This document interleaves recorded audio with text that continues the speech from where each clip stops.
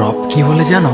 তুমি যাকে আমার চাইতে বেশি ভালোবাসবে, আমি তাকেই তোমার কাছ থেকে দূরে নিয়ে যাব আর তোমাকে বড্ড একা করে রাখবো। তিনি আরো বলেন, কখনো বলবে না যে তাকে ছাড়া আমি বাঁচবো না, কিন্তু আমি তোমাকে তাকে ছাড়াই বাঁচাবো। পিছনে সব আবেগ কেড়ে নিয়ে তোমাকে দিব্যি সামনে এগিয়ে নিয়ে যাব। তুমি কি দেখো নি, ঋতুরাও যে 2 মাস পর পর বদলাতে থাকে, ছায়া দেয়া গাছের পাতাও তো শুকিয়ে যায়, আর যখন সবর হারিয়ে ফেলে তখন ঝরে পড়ে। কিন্তু তোমার রব তো ধৈর্যশীল ও পরম দয়ালু।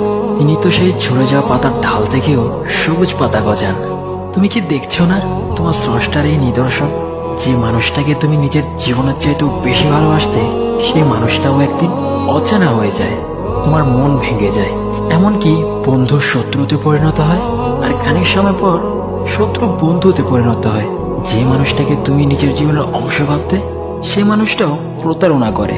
বুঝি না, এত কিছু হওয়ার পরেও তুমি তোমার রবকে বাদ দিয়ে সেই মানুষগুলোর উপরই ভরসা করো, যারা তোমাকে প্রতিনিয়ত কষ্ট দিয়েছে।